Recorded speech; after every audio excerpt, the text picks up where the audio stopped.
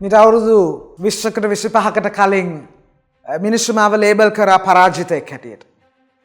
මං ඒ ලේබල් කිරීම එක අතකින් වැරදි කියලා කියන්නේ නැහැ. හේතුව ඒගොල්ලන් කිව්වා හෙරොයින් එහෙම නැත්නම් කුඩු වලට ඇබ්බැහි වෙලා පරාජිත වෙච්ච මිනිස්සෙක්. රයිට්? කාම මිත්‍යාචාරයට කිලුටුකමට ඇබ්බැහි වෙලා පරාජිත වෙච්ච මිනිස්සෙක්. මානසික රෝගය නිසා අංගොඩ මානසික රෝහලේ ප්‍රතිකාර ලැබලා මානසික රෝගියෙක් හැටියට පරාජිත වෙච්ච මිනිස්සෙක්. නමුත් මම ජීවිතේ පටන් ගන්නකොට මම කල්පනා කරා නෑ ඒ හැම ඔවුන් දකින පරාජයක් කියලා දකින හැම එකකම මහා විශාල ජයග්‍රහණයක් තියෙනවා.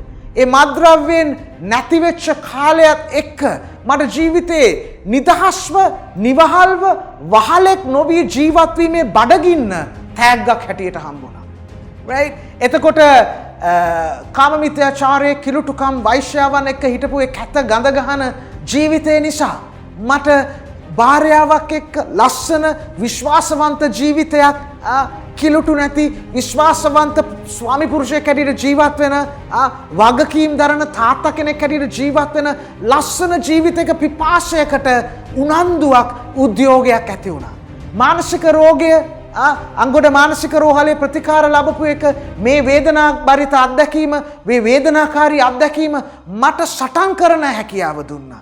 අත්නාරින හැකියාව දුන්නා. ගින්දර කුණාටු මැද්දේ දිගටම යන හැකියාව දුන්නා. ශක්තිය දුන්නා. මගේ මනස මගේ හදවත ගිනි ගලක් වගේ කරා. ඔවුන් මානසික රෝගය කිව්වට මම දැක්කේ ගිනි ගලක් වගේ හදවත.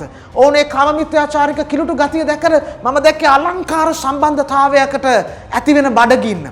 ඒක නිසා ජීවිතේ කවදාවත් පරාජිතයි කියන වචනය පාවිච්චි කරන්න එපා. There is no word called defeat. I actually don't like when people use the word defeat, and I say no man, there is no word called defeat. There is either victory or a step towards victory. ජයග්‍රහණය ජයග්‍රහණයට තවත් එක පියවරක්. ජයග්‍රහණයයි පරාජයයි කියලා දෙයක් නැහැ. right? ඒක හොඳට මතක තියාගන්න. There's nothing called victory and defeat. Either it's victory or a step towards victory. Every so-called defeat that you go through, every painful incident or rejection that you go through gives you something. Either it gives you courage, ඔයාට ධෛර්යවන්තකම දෙනවා. Either it gives you resilience, ඔයාට නැගිටලා සටන් කරන්න හැකියාව දෙනවා. Either it gives you faithfulness, ඔයාට විශ්වාසවන්තකම දෙනවා. Either it enhances your mental capacity, ඔයාගේ මනසේ ධාරිතාව පුළුල් කරනවා. Right?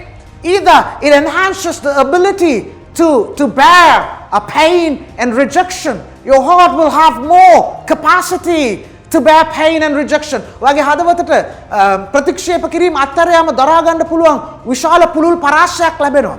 ඒක නිසා ජීවිතේ කවදාවත් පරාජය කියන වචනේ යූස් කරන්න එපා. ඒක ඔයාගේ මනසෙන් අයින් කරන්න. ඔයාගේ කටේ භාවිතෙන් remove it from your vocabulary. ඔයාගේ කටේ භාවිතා කරන අසුභවාදී වචන පරාදය එහෙමත් නැත්නම් අවිනිශ්චිතකම මොන වදයක්ද මොන කරදරයක්ද අමාරුයි මේක හරියන්නේ නැහැ. Just remove these words and replace them. මම කරනවා. ඒවා replace කරන්න හොඳ වචන වලින්.